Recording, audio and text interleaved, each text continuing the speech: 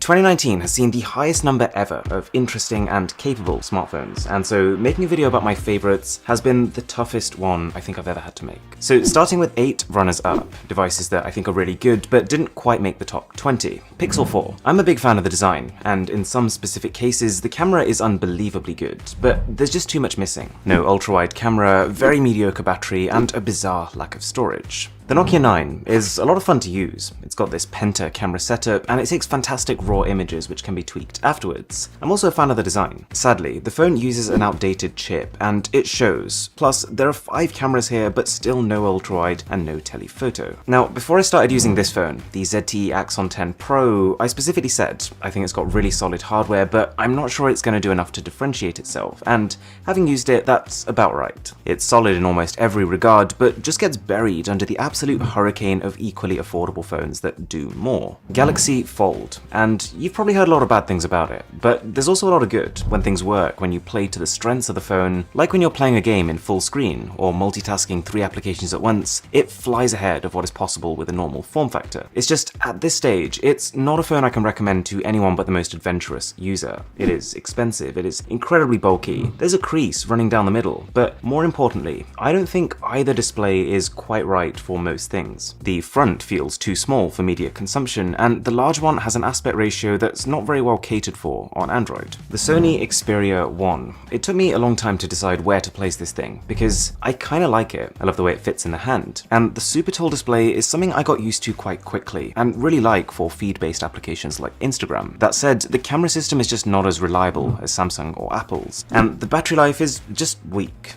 I really like the LG G8X ThinQ. It comes bundled with this secondary display, and it kind of feels like a less stylish alternative to the Galaxy Fold, but one that is far more affordable. It has the same productivity perks and is nearly as powerful, but the cameras are just a bit underwhelming. And of course, if you're going to use this accessory, it can be a little unwieldy. Xiaomi Mi Note 10. And to be clear, I was super impressed with this phone. It's priced reasonably and has got one of the best cameras on a phone ever. It's a little bit niche. It pairs this magnificent camera with a mid-range chip and an average speaker, resulting in a device that's almost perfectly suited for camera enthusiasts, but you can do better if you're more into gaming, video, or music.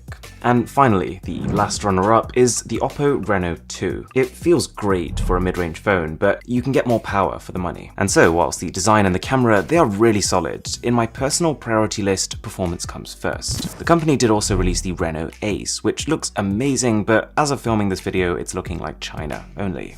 Okay, top 20. And I've decided the best way of doing this is to categorize, because whilst there isn't going to be one phone that's the best for everybody, if you decide what category of phone you're looking for, then I can say which ones win. So we've got best phones for gaming, best value phones, and then finally, best all-rounder top-tier flagships. If you're buying a phone with gaming in mind, then there are 3 phones that I think excel. Firstly, the Xiaomi Black Shark 2 Pro. Supremely powerful, designed like something out of a sci-fi film, and not as expensive as you might think, at just over £500 or $650. We've got the ROG Phone 2, and there's one word you could use to describe this thing: stacked. It's got the fastest hardware, quite possibly the largest battery on a mainstream phone, and an insane 120Hz fluid display. It's geared for gaming, and so ultimately if that's important to you, you can't do much better than this, but if it's not important to you, you'll feel the compromise in the camera department. And the phone is also massive, to the point where you could see some people finding it uncomfortable. And that leads us to the Red Magic 3S, which I think is the best value gaming phone right now. Spec-wise, it's not quite as high-reaching as the ROG Phone 2, but it keeps the things that matter. It doesn't have the ludicrous 120Hz refresh rate of that phone, but still goes above and beyond the norm with 90. It doesn't have the gargantuan 6000 mAh battery either, but it has a pretty massive 5000 mAh cell. And you're getting all of this for around half the price in the UK and the US. I realize in some regions the ROG Phone is cheaper, so it depends on where you live. Now for the value category. And mind you, I'm not talking cheap phones. I'm talking phones that I think pack the best features into a fair price point. And so first up, Google's Pixel 3a, which to me makes a whole lot more sense than the Pixel 4. For most people. It's got similar clean Google software, a similar Google camera. It's kind of like the Pixel 4, slightly less good at everything, but a lot cheaper and with a better battery life. The XL model in particular has incredible incredible endurance, 8 hours plus of screen on time. So also for around $400 US, my personal pick would be the Redmi K20 Pro. A phone that's good enough that you don't feel like you've just saved a few $100s. It is just as fast as its more expensive counterparts, with even some design flair of its own. For an extra $50 US, you can bag yourself a Realme X2 Pro, which is even better. It dials performance up from just as good as a lot of flagships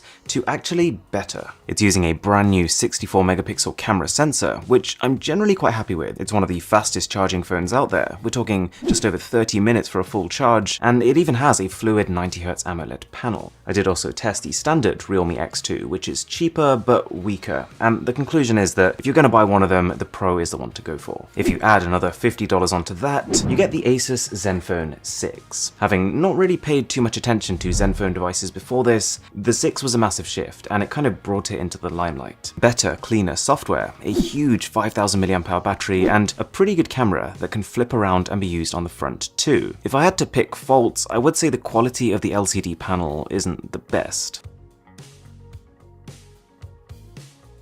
The other option at this price is the dual-screened Nubia Z20, and whilst a dual screen is pretty low on my list of priorities for a phone, it doesn't come at the cost of much. The phone is really powerful, battery life is good, and the dual displays do mean a couple of genuinely useful tricks. Or the OnePlus 7T at $599, but for a lot of people, that extra price premium isn't justified versus Realme and Redmi. Very similar specs. I would say though, with OnePlus, you do get a software advantage. It runs Oxygen OS, which feels cleaner and lighter than its competitors, and you're also likely to get updates more promptly and for longer than some of these other phones. I'm also going to slide the iPhone 11 into this list of strong, affordable phones, and I get it, it's not a cheap device. And considering its external hardware, a not so high-end display, thick black bezels all around it, it might actually start looking like a really expensive phone. If we spec for spec compared it against any of the Android phones I've just showed you, it's not going to come out too well, but Apple have built a phone that just works. It has one of the best camera systems of any phone, in any budget, including an ultra-wide camera that's just as good with video as it is with photos. The build quality, the audio quality, they're fantastic too, but it ultimately comes down to software. The iPhone 11 is currently the most affordable way to experience all the latest iOS features as they were intended. And put simply, if you're currently on an iPhone and you're happy, this is an easy recommendation. If you're currently on an Android phone and you're happy, I'd recommend Redmi, Realme, or OnePlus. Now for the big guns, the all-rounders, the flagships, the phones that try to do everything, in no particular order. So starting with Samsung, in their entire lineup, I think there are 3 devices that have earned a place in this list. The first one being the Galaxy S10 Plus. I can safely say that this has one of the best smartphone displays on the market. If you haven't actually seen one in person, I'd recommend you go and try it. Samsung's new One UI software is much better than the Samsung Experience software it replaced, and the camera started off good, but has been consistently getting better with updates. So much so that I would say it's kept track with all the phones that have released after it.